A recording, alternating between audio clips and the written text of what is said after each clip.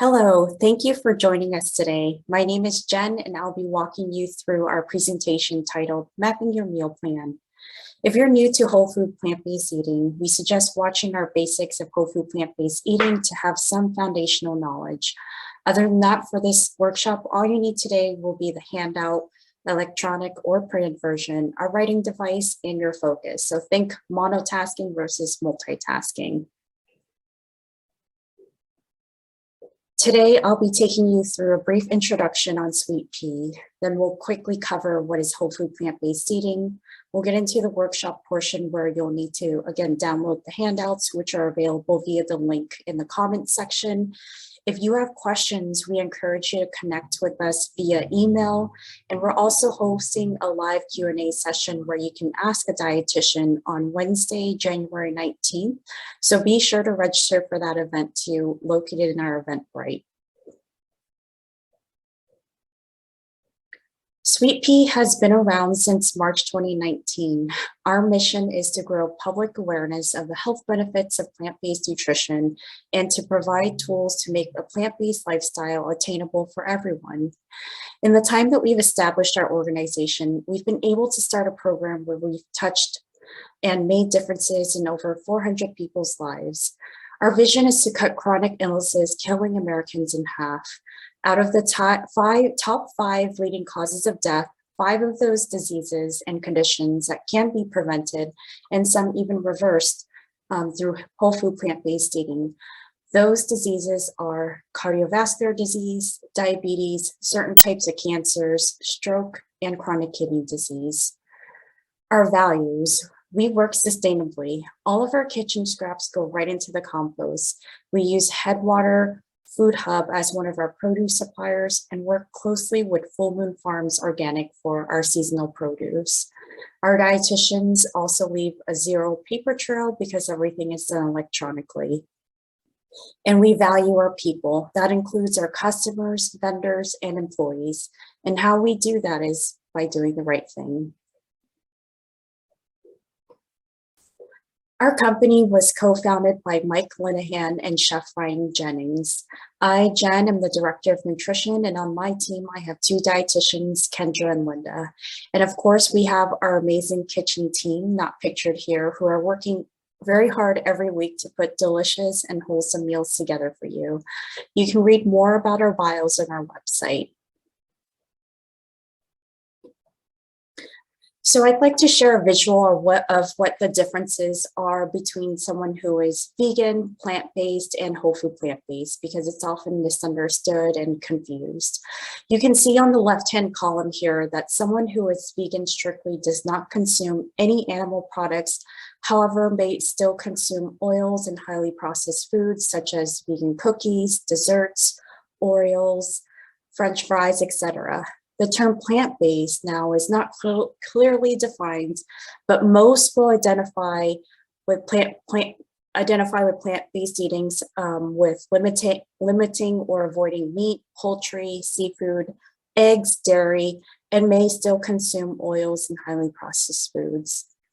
Someone who is whole food plant-based eating proposes a limitation or avoidance to all meats, eggs, dairy, oils, and highly processed foods. Now, you're probably aware of the foods not included in a whole food plant-based diet, but let's shift our focus and focus on the foods that we can incorporate, because as you can see, there is a lot more variety that's included versus excluded. You have all varieties of fruits, vegetables, whole grains, nuts and seeds, legumes, beans, and also minimally processed foods. Now, those types of foods include plant-based milks, cereals, breads, pickles, fermented foods, etc. These are foods still in its original form and may be slightly altered for the main purpose of preservation, but does not substantially change the nutritional content of the food. The various combinations in which we put these food groups together have benefits known to reduce, prevent, and even reverse certain chronic diseases. Again, if this is new to you, please watch our basics of whole food plant-based eating. We will also be hosting a webinar on that topic next month in February. So let's jump into it. Be sure to have your handout ready or writing device and put distractions aside or remove yourself from it so we can make this workshop as most effective for you as possible. So the first step to meal planning is understanding why this is important to you. As you're transitioning, it's important to think about your purpose. Without intention and intrinsic motivation, it's going to be challenging to talk yourself into meal planning because it does take time and it does take practice. Having autonomy is when you are in control of your life, your behaviors, and your goals. Day to day and week to week, we encounter many decisions, and taking the time to meal plan is one of those decisions or choices you have to make in a week in order to be successful.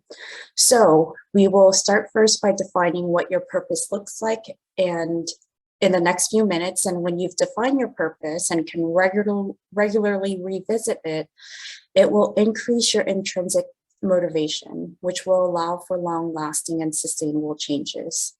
Intrinsic motivation comes when you start researching on your own, reading out of enjoyment because you're curious, and there's some inherent satisfaction out of that. You might also share your excitement with your family and friends. So the more that you have that intrinsic motivation, the more that you'll be self-determined to do this. Now, please go ahead and take out your handout, and we're going to fill out this first part. My health is important to me because. Now, you may be tempted to write in weight loss, but I want you to think on a much deeper level. Weight loss is a primary goal for many people because our lives are inundated with the media portraying overly fit models as being healthy, but that's not realistic. Those models work in the fitness and weight loss industry to make money. This is their full-time job. The general population, like us, we work full-time, likely at a desk, we have family, and we can usually spend an hour during the day for exercise. At Sweet Pea, we would like to shift your focus from weight loss to understanding reasons why it's important for you to lose weight, if that is your goal. For example, are you seeking weight loss because your doctor told you to? Are you looking to lower certain numbers medically, like your cholesterol, blood pressure, or A1C? Have you established certain eating patterns that have made you feel less confident and uncomfortable to be in social settings? The last example here pertains to folks who may be in retirement or nearing that period of retirement. If you're in this category, your goal of achieving health might be a combination of everything listed here. Understand that the number on the scale can fluctuate on a day-to-day basis based off of your water and food intake, stress, sleep patterns, exercise, medication, and other reasons. Thus, it's important to avoid focusing on the number and instead focusing on how you can make day-to-day improvements to change your overall eating behaviors. Now that we've defined why this is important to us, we have a sense of purpose. I hope you have it written down. It's important to have other areas circled off or checked off as well to ensure we stick with it long-term. The other important components to this process will be to connect with other people and feel cared for in the process. Having a supportive environment where you're involving your family, your friends, in what you're doing will not only keep you accountable, but it will provide you with a sense of belonging. And that's important because we as humans thrive off of relatedness or a sense of belonging. Some ways where you can get your inner circle involved. For example, using your family to help you with grocery shopping, picking recipes, preparing food, or just eating certain meals with you. Your friends, if you have friends who are doing this with you, share recipes, exchange ideas, or connect with Sweet Pea and let us know, and we can connect you with some of our clients and customers who are doing this.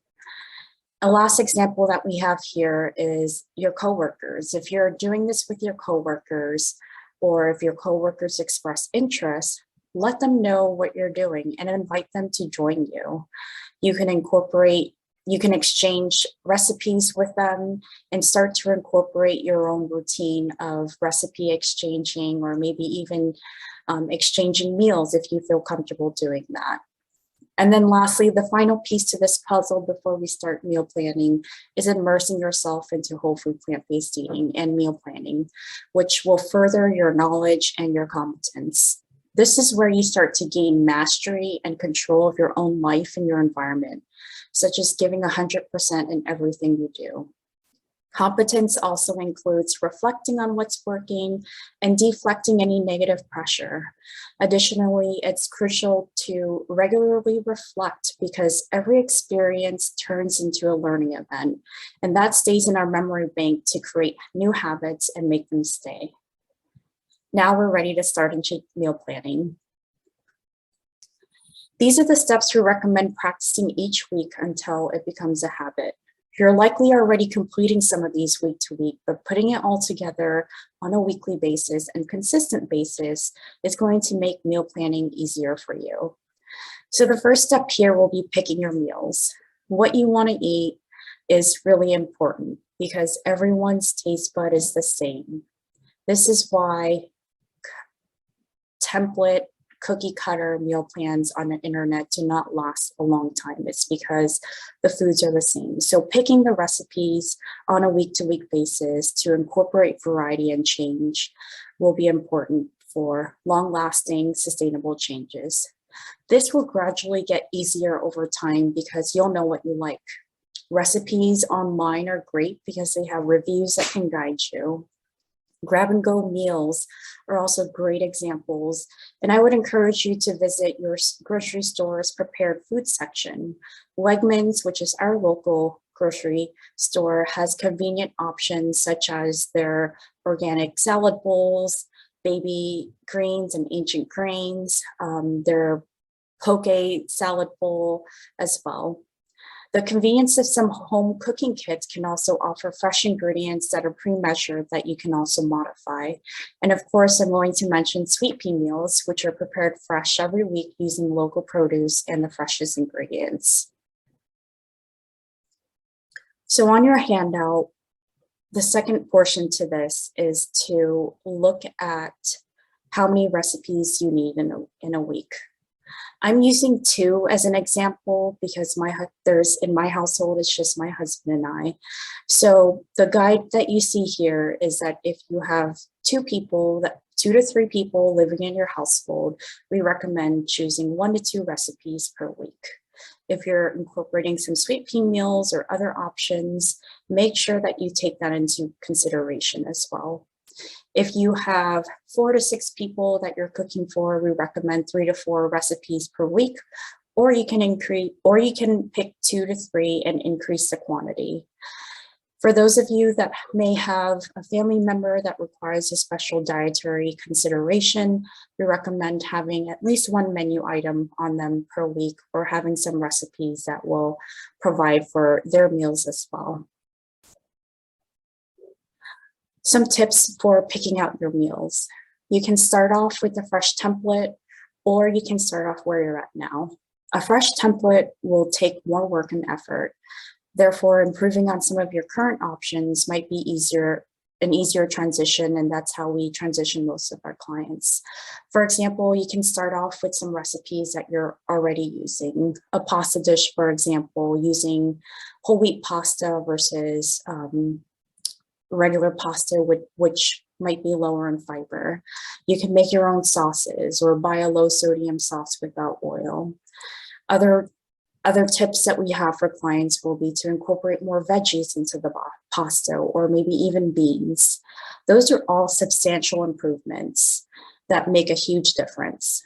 Another example is if you're doing sweet potato with beans and rice, think about creative ways where you can make that dish look more colorful, like adding a vegetable that's green in color. Second tip is that websites are great because, again, websites will have reviews written in them in the comment section. So those tend to help make your decision a lot easier. You can also swap recipes with family, friends, or coworkers who are doing this, or even have each person in the family pick a recipe a week. Recipes like soups, stews, pastas, curries, and cooked veggies will freeze well, so consider double batching if you're that type of person that doesn't mind eating the same thing for several days. If you are the type that needs change, using themed days will allow for variations, and examples are listed on the slide here. And finally, our last tip for you is to keep breakfast and snacks the same. Or if you're new to this, start with just breakfast and snacks for a week. Find your rhythm to those meals and then tackle another meal period like lunch. Most people are usually okay with doing 1 to 2 breakfast options, and it's seldom that we have clients that want 5 different breakfast options during the day. So keep those consistent. Lunches and dinners, you can vary through the different recipes that we start to dive into. These are a few recipe websites to get you started. Go ahead and push pause and jot these down and bookmark them. Step 2, you're going to create your grocery list. Remember to include staple ingredients to have on hand, and we'll get to some of those items in the next slide. Make sure that you include common pantry staples. Now, some of these staples that are listed here, you'll eventually start to gather as you're cooking more. As you start to find recipes, you'll find certain ingredients that you'll use every week or every other week. Again, this list is not for you to go out and stock up. Purchase as you need them so you don't accumulate ingredients in food.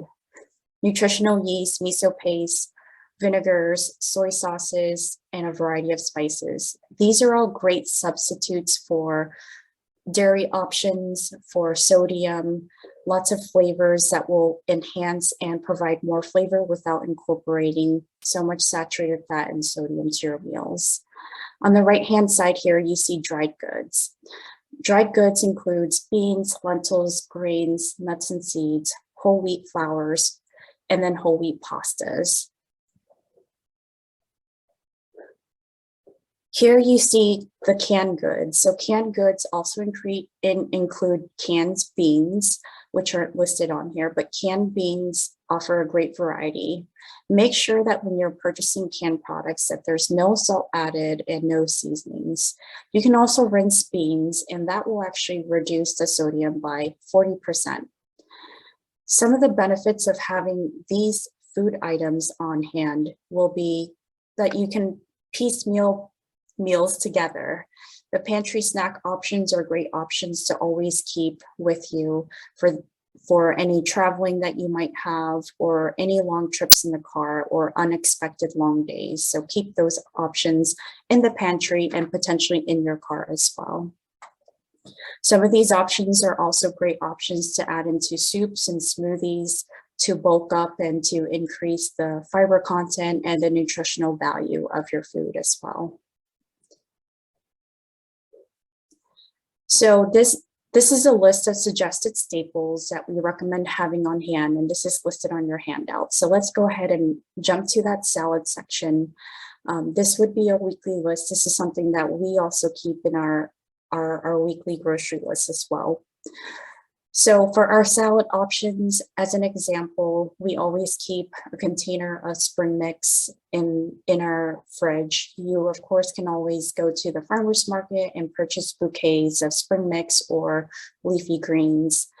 Spring mix, herb mixes, romaine, kale, Tuscan kale, arugula, any types of leafy greens will work here.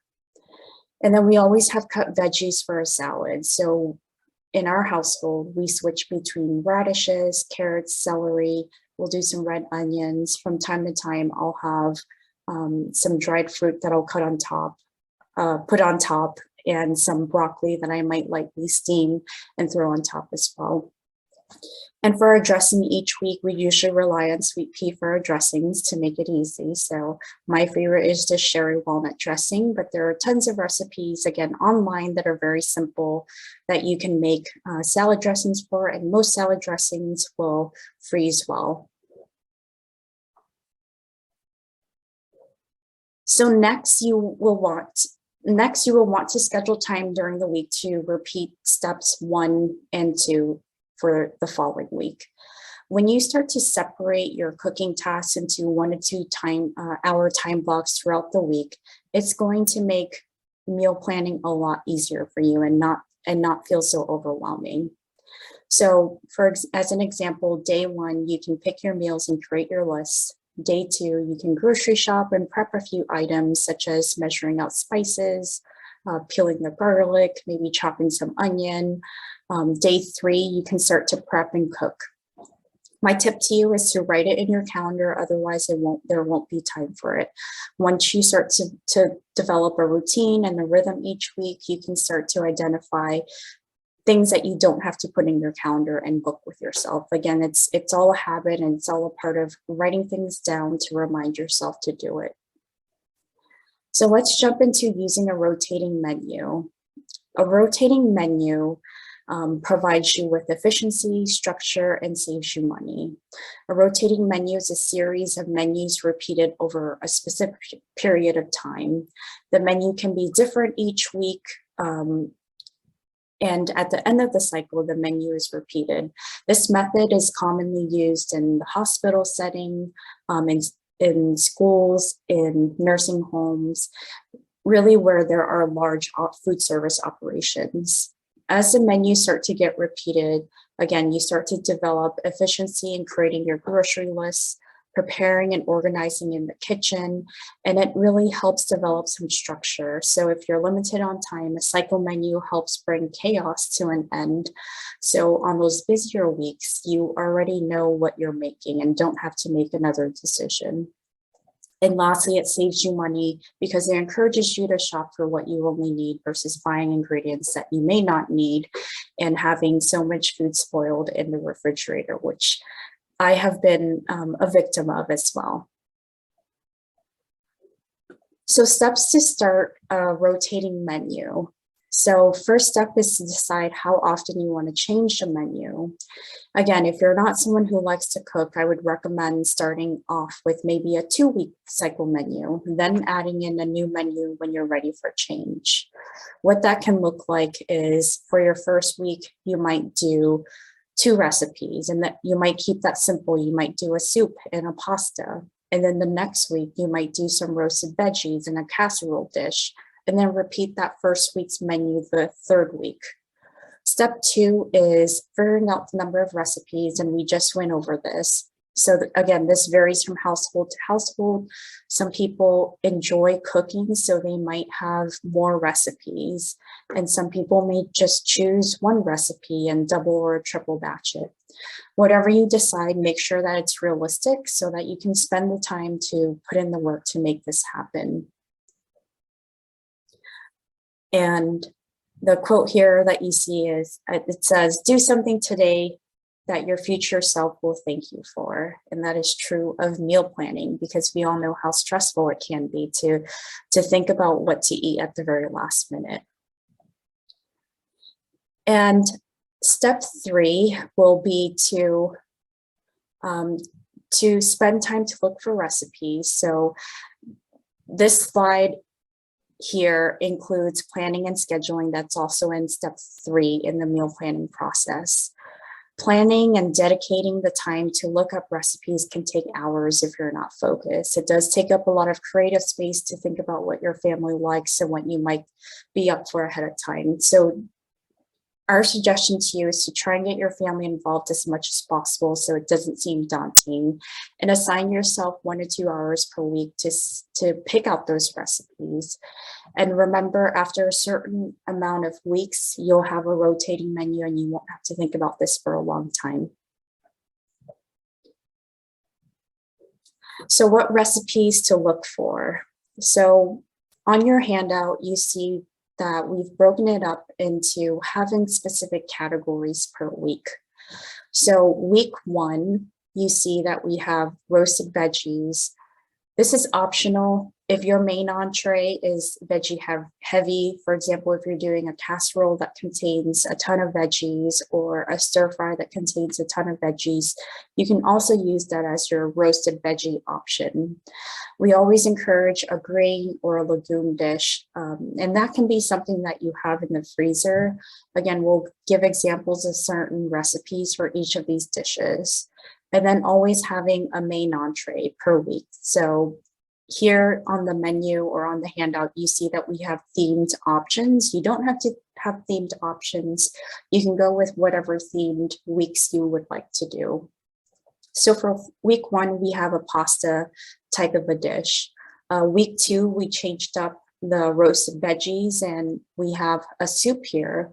When making the soup, make sure that you have veggies, beans, legumes, and whole grains incorporated into that. If your grains and legumes are a part of your side dish, that's perfectly fine, but I would say making sure that soups have an abundance of veggies and beans when you're looking, and veggies really when you're looking for a recipe. And then for the main entree, having a veggie-based dish or having a casserole that has a ton of veggies in it would be sufficient. And then of course, always having your salad options available.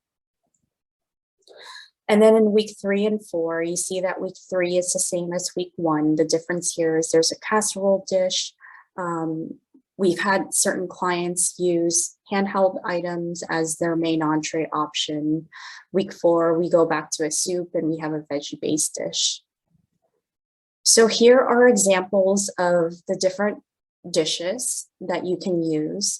Notice that there are actual recipes on here, and there are also just veggies that you might have frozen in the freezer or fresh that are cut from a veggie tray that you can throw in the oven with some broth and spices. You can steam it, you can air fry it. So there are many, many options that you can do for your veggie options. It's just a matter of having those options available in your pantry or refrigerator.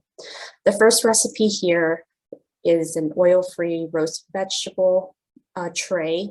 And again, you can batch cook that twice during the week or just once. We have a vegetable teriyaki stir fry with cashews. That might be a special dish that you do once a week with your family and incorporate other dishes to it, which we'll go into shortly. You can roast any veggies or steam any veggies or air fry any veggies. The curried grain and legume recipe examples that we have here include the curried rice, a mushroom quinoa pilaf, or again, just cooking up your favorite grain. Most grains do hold well in the freezer after being cooked. You can also find prepared grains in the frozen section at most grocery stores as well. And those are fine options to keep. Main entree recipe examples. So we broke it down into the different entree types. So here's an example of a veggie-like recipe that also includes lentils. So that would cover a part of your legume dish. So lentil artichoke stew, we have a casserole type of a dish that includes a vegan chicken casserole. The chicken are the soy curls. A pasta fagioli would be your pasta dish, or you can have a box of pasta, some oil-free red sauce, some veggies and some beans, and throw that into make your quick pasta option. Tons and tons of soup recipes that all freeze very well. So here we have a spring asparagus pea soup, pea zucchini soup with pesto, an instant pot white bean soup with garlic mushrooms farro, a creamy mushroom quinoa soup. And remember that a lot of soups that typically might have chicken or beef in it, you can always substitute or remove those meat options and make it a whole food plant-based option. So now putting that into a week-to-week basis and how that might look like. So here you see a sample with 2 recipes being used. We also have 2 to 4 sweet pea meals and 2 soups listed here. So when you're putting together your meals, the roasted veggies can offer an additional side dish to any main entree recipes that might be missing a veggie group. Per meal for lunches and dinners, you want to have a whole grain of some sort, you want to have a vegetable, and you want to have some sort of a bean or legume in there. So our example listed here is you see that there's a salad with beans, and that's because the mushroom quinoa pilaf might not have the beans in there, so we're going to incorporate beans in the salad. And we're going to repeat that twice. So the recipes that you see on here are the mushroom quinoa pilaf, the pasta puttanesca, and the roasted veggies. Again, roasted veggies will start to become very easy over time, and you might not even consider that as a prepared recipe that you have to make on a week-to-week basis. And again, you don't have to roast the veggies, you can also steam it. For dinner, we have this pasta puttanesca.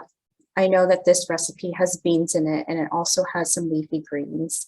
So the pasta puttanesca is made from a whole wheat pasta, so that covers my whole grain.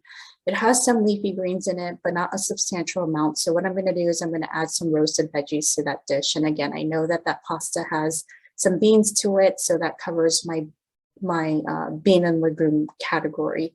If you have a pasta that does not have beans in it, this is where that option for the legume can come into play. So what you can do is you can have a bean salad or a Texas caviar of some sort that you might have on the side with this meal.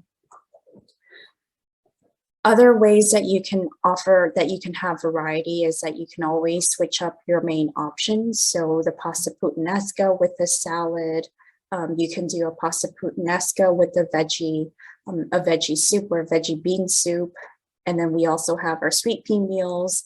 You can pair up sweet pea meals with other options to add variety to your week to week as well. So here we have a sweet pea meal, which would likely be split in half, and then doing a side of a mushroom quinoa pilaf. Again, each sweet pea meal is created differently, so you really want to identify the different food groups that are in that meal and make sure that all of your components are covered. So we're looking for a whole grain, a bean, and also a veggie in lunches and dinners, and also breakfast as well. In this second example here, there are 4 homemade recipes, and then we have varied it up to 2 to 3 sweet pea meals plus 1 to 2 sweet pea soups. So here we have the roasted veggies, the pasta puttanesca, and our cauliflower Alfredo pasta with maybe using some spaghetti squash, and then that mushroom quinoa pilaf again. This is an example of maybe a 2-week cycle menu that you might use from the first week, and then adding an additional new recipe to it. So if you would like further assistance in meal planning and would like to meet with a dietitian, we encourage you to reach out to us, and we would be happy to set up some time to meet with you to help you plan out your week. One thing that I didn't mention here is that you notice that there are 3 breakfast options here. There's oatmeal with berries and flaxseed, there's grape nut cereal, and then there's the Ezekiel English muffin or the Ezekiel toast. Again, if you're okay eating the same breakfast every morning or doing every other day and making it different, that's perfectly fine to do. We recommend keeping it the same and then adding some variety once you feel comfortable or have the time to incorporate additional recipes to the week. So to end, we'd like to summarize some important points to take home. So revisit your purpose for wanting to meal plan.